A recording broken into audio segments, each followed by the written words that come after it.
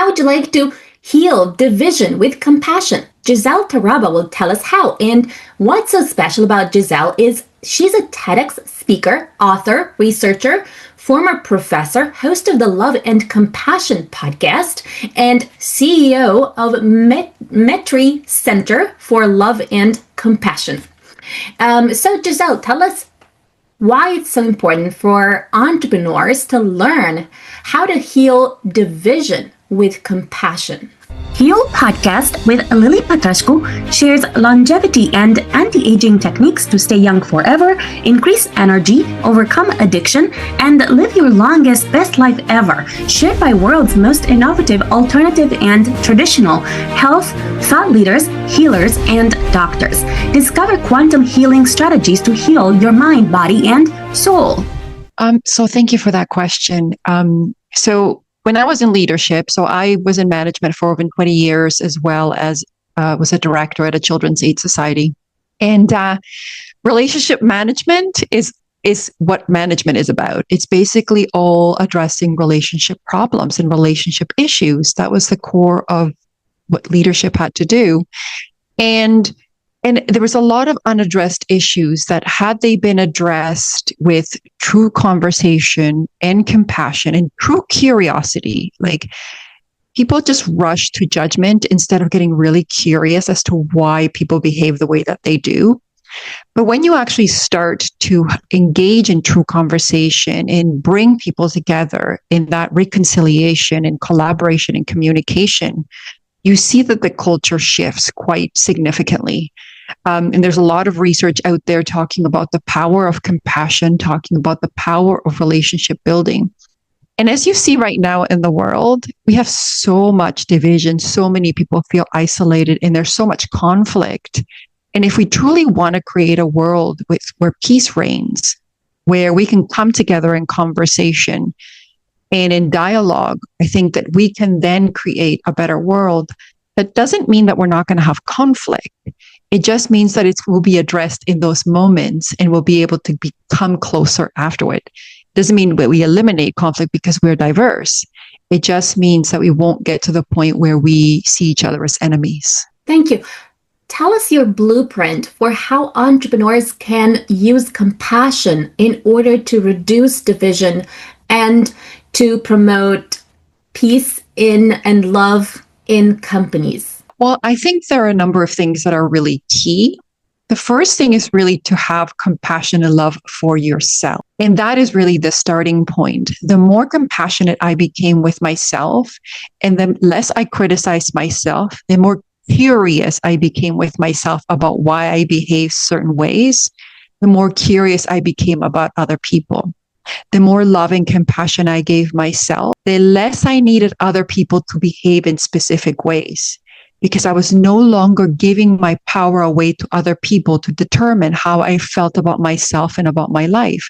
So the starting point is always compassion and love for yourself, filling up your cup so that you can then love people from the overflow, not from the reserves. The second key thing is curiosity.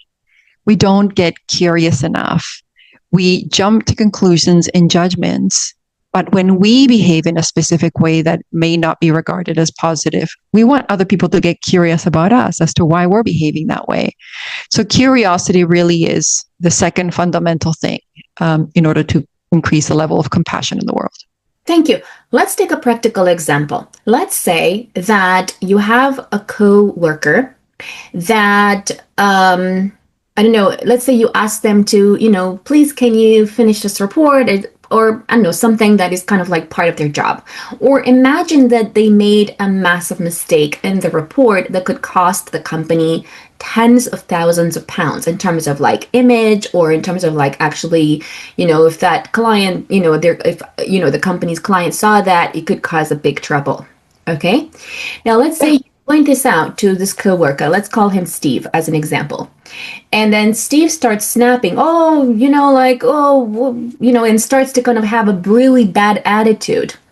Tell us about how would you integrate or advise entrepreneurs to integrate compassion in order to actually get to the root problem and to kind of like leverage. Give us an example of how you would leverage this blueprint that you have created for compassionate entrepreneurs, so that we can mitigate a potential conflict. We can also mitigate a potential, like sometimes people take really snap decisions when they're angry, when they feel like underappreciated or unappreciated. They could literally just leave in the middle of something really important that you have and really care less about you, in that moment. Even if you were to like be about to do a presentation in front of a client that could, land you $10 million, like literally they could care less. If they have a really bad day, they could literally care less and just leave you in the middle of it, and you'll just have to deal with that. So give us an example of how someone, a compassionate entrepreneur, could deal with this to turn around the situation and turn it into a positive one. This is such a fabulous question. Let's start with the whole concept of making mistakes at work. Companies and CEOs that have trouble with themselves making a mistake and expect themselves to be perfect are more likely to expect their staff to be perfect. And if you do not create a culture that enables people to make mistakes and recover, you will, number one, have an increase in mistakes because people will hide them. They will be so afraid of making mistakes, they'll actually make more mistakes. And the problem with that is that then people don't take risks. There's no innovation. There's lots of research to back this up. There's no innovation because people are afraid of doing anything that might make a mistake. So that's the starting point. A CEO should create an environment where mistakes are welcome, in the sense that, it's important for people to take risks because big risk, big reward, but also put into place different strategies that they can use to mitigate mistakes. And the mitigation of the mistakes is what you're talking about. And the best way to mitigate mistakes is to create a culture of trust and honesty. If somebody makes a small mistake, if they're more likely to own up to it, then that could be mitigated. But if they wait because they are afraid, because they experience, because a lot of people, they react very negatively. So they either get defensive or they'll walk away because they're experiencing shame and guilt and they don't know how to manage those difficult feelings. And so what they do is they react in a very, very strong, forceful way. And so if they feel that they're going to experience shame and guilt by owning up to their mistakes, they're going to hide them. And those mistakes are going to grow. And they're going to grow to the point where you can lose a $10 million customer or have such a negative impact in the company. And so the best way to approach somebody who's made a mistake is from a place of curiosity. I always like to start conversations with somebody who might have made a mistake with, I know it wasn't your intention to do X, but here's the impact of the behavior. Can you help me understand what happened? And through that conversation, you give the person the benefit of the doubt to say that it wasn't intentional or that they weren't incompetent. I know you're a very competent person. What happened? When you allow people to then keep their worth, they're more likely to say, oh man, I missed that thing. And then you can say, okay, so what are you going to do? What are we going to do together to create the circumstance so that in the future that is resolved, that we don't have that circumstance. And so that helps people feel seen and valued. And I am telling you, as a person who managed a very large team or very large teams, when people feel seen and valued, they will give 110%. They don't necessarily, although they deserve a higher raise, they won't necessarily ask it because they will be so motivated by the fact that they feel a worthy member that they will want to go above and beyond what they're doing for the company because they love it, because they love you, and because they love the work.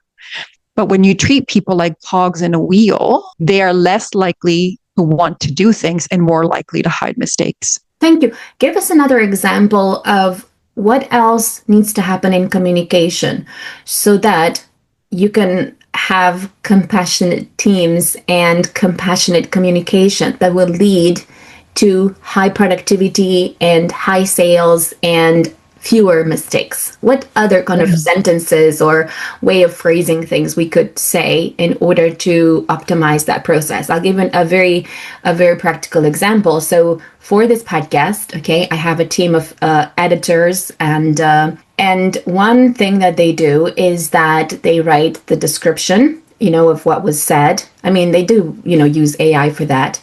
But I think it's because it's AI, the AI sometimes perhaps listens to the conversation. And for example, let's say I'm interviewing Bonnie, then they will write Pani or another name. Sometimes, a lot of times it's correct, but many times there are some variations in the way that Bonnie is written. They might write sometimes, let's say, Pani with P. They might write Bonnie with N-N-Y, and then the surname as well, incorrect sometimes. And the thing that annoys me so much is like instantly, as I'm checking the description, I instantly can see that the name is incorrect. Okay. Yeah. And I don't know how to solve this issue, because it's like I say every time, it's like, we have to write that, you have to check that the name is correct. And every time the name is not correct, and it drives me insane. So, and it's like, I would think it's like a normal thing that you would check the name is correct. So in your case, would you use the same structure? Okay, help me understand what happened here. I know what happened, like AI wrote the thing, but why didn't you check it? So give us like a more productive way of kind of saying that. For me, it's like I'm at a loss for like what I would do. Yeah. So the first thing I would do is engage in the conversation and dialogue, as I said. So the first thing I would help my staff understand is the reason why it's important to get it right. It's important for you in terms of your prestige, right? Like in terms of you putting it out there. It's important for the people that are being interviewed. And so explaining the reason why that's important. And if the podcast is tarnished, then that's a level of impact on their employment as well. And so it's something that impacts everyone. The second thing would be to engage in dialogue and understand it's like, well, I have had this conversation with you in particular a number of times. Can you help me understand what's preventing this from moving forward? Like, what's the challenge? Are you rushing through? Do you feel like you've got too many tasks? Like, what is going on that is preventing you from moving this forward? Like, is it something like structurally, like if you're solely relying on AI to do the job, then why are you paying someone to review, right? Like if you're just going to take directly from AI, then that person really might not be needed. So you want them to stay employed. You want them to put the best forward, and you're okay with them using AI, but they have to help you also see the worth of their employment. So having an honest conversation, that was the other thing that I saw as well, is that people weren't honest about what the real issues were and say, look, I have told you several times, I feel like I'm not being heard. This is important to me for this particular reason. Can you help me understand why it's not happening? I want to help you. I want to be a support to you. And at the same time, this is important for it to be right, so it's not an additional task I have to do. And so I find that engaging in dialogue with people and being willing to listen and being willing to really know what the issue is. So one of the first things that I have found that creates a culture of honesty from both sides is if the leader is willing to also admit their mistakes. There's been so many times when I've had to, as a leader, say, I made a mistake. I am really sorry, guys. This is on me. And this is what I need to follow the next steps, or this is what I'm doing to become a better leader, and create a two-way dialogue. Because then they're more likely to tell me, for example, if they have too much work and they couldn't get it done, or if they didn't understand the direction, they're more likely to say to me, I don't really understand the direction. Can you just tell me or explain to me in a different way? But if we create a culture of fear and an expectation that everything has to be perfect and we don't always understand why things are happening, then it creates a lot of conflict when it's not needed. So the first one is be willing to admit your own mistakes and say, you know what, I'm also struggling with this, and this is what I did to overcome it. And so that creates a culture of safety. If people feel safe, they're more likely to be completely honest. The other one that is really hard, but there's lots of research that actually shows being honest about your mistakes. If a doctor or a nurse or somebody in the medical system is honest about their medical mistakes, they're likely to be sued. And there's lots of research to support it. And so people just want the acknowledgement of being willing to admit and being willing, because what happens for people is they feel a lot of shame and guilt if they make a mistake, right? Because we've been shamed since we were little in the education system. Everything has to be perfect. We have to get it right, get it right, get it right, get it right. But at the same time, not risking making a mistake hinders us from innovation, because innovation is all about making mistakes. Person who invents the light bulb most of their light bulbs didn't work until it worked, right? The Wright brothers, they fell, they crashed more than they flew in the beginning before they were actually figuring out flight. If they had given up in any one of those times, they would not have been successful. The other thing that is probably going to be a little bit challenging for the audience, but something that I really want you to consider is forgiveness at work. And that is really challenging. But again, there's really lots of research coming up about the power of forgiveness and the power of the willingness for us to see ourselves beyond just this mask of perfection. And the reason why I say that is what I've seen in a lot of workplaces that I was a leader in is that if somebody made a mistake, rather than getting curious and understanding and saying, okay, this is a mistake this person made, they started to wallpaper the organization with policies to prevent everyone else from making that mistake. But what happens is then you wallpaper the organization with mistakes, with policies to prevent mistakes. And then people feel more and more and more and more constricted. They start to be more and more and more afraid of making mistakes. And then people don't feel free. And so that causes a lot of relationship conflict that you didn't need because you were afraid. And fundamentally, at the bottom of all of these conflicts is fear. Is a fear that someone's going to make a mistake, a fear that this is going to negatively affect. So if you address your fear as a leader, you then open up the potential for your company and your work to sort of skyrocket, because then people feel free and they trust you and you trust them. And then you can begin to live and actually work within flourishing workplaces. I have seen burnout. I have experienced burnout. And people don't leave good jobs. They leave management. They leave poor leaders. They just they do not want, it's just not worth it. Right. And so micromanaging, all of those things, which come from a place of fear. Nobody wants to be a micromanager. That's so much work. So much work to do your job into somebody else's job. Problem is people micromanage because they're afraid. They're afraid they don't trust the people that they work with. And so once we're able to give ourselves love and compassion when we have those difficult feelings of fear and address those and manage them, can then help our staff then address their mistakes, address their fears, and really become more flourishing at work. Thank you. How can someone cope with the anger and resentment they inevitably can feel when someone makes recurring mistakes that, let's say you've had a conversation about the same thing for 10 times and then the mistake keeps happening? How can you relieve that anger so that when you're actually speaking to your coworker, it doesn't come across rude, arrogant, and also it doesn't actually have the opposite effect? Because I think when someone is actually angry with you, a lot of times you're not even listening. You're just thinking about, what am I going to say to defend myself? So you're not thinking properly. You're not even taking in the information. And even if, let's say, the boss or the person kind of telling you off was to kind of say, you've been great, you've been doing this and you've been doing that.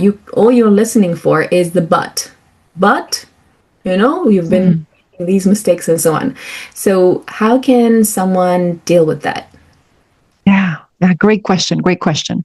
Understand what need is at the bottom of that anger.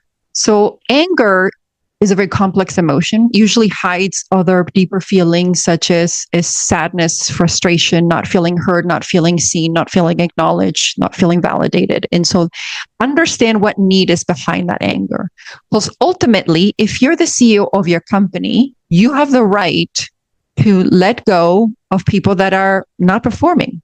And being a compassionate workplace does not mean you don't let go of people. In fact, you do. But you do it from a place of love, not from a place of resentment, which means you wish that person well and say, look, I have told you several times, I told you these were also going to be the consequences of the fact that you were not doing that.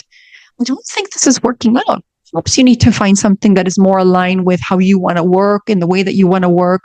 I wish you lots of luck. I'd be happy to give you a reference or whatever, or just if I can't do that, then I'm just going to send you with love and not resentment.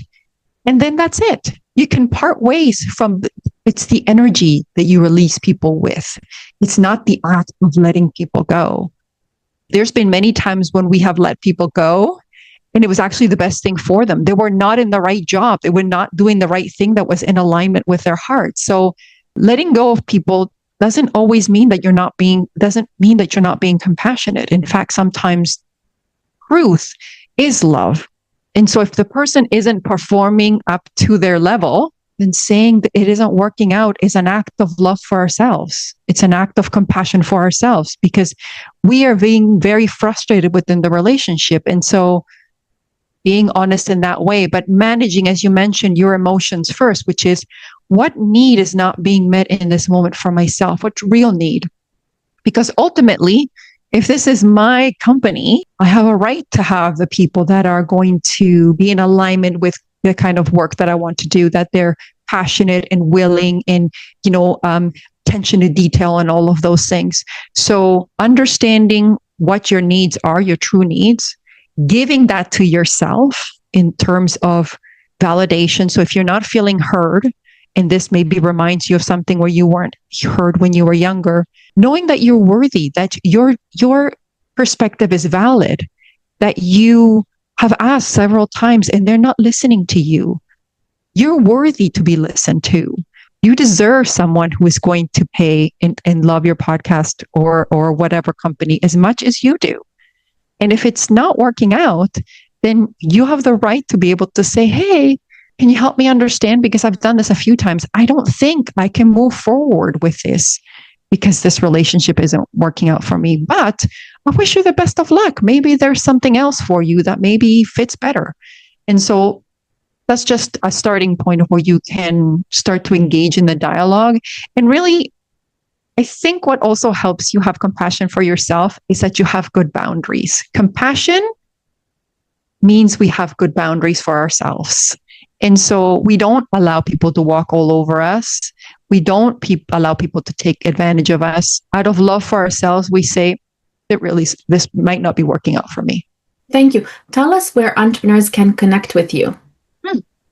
Yes, of course. My website is www.maitricentre.com. So it's maitricenter.com. You can also find me on social media under Giselle Taraba or Maitri Center. Yeah. So thank you very much. Thank you. Follow me for more interviews with world's most innovative health change makers to live your healthiest life ever.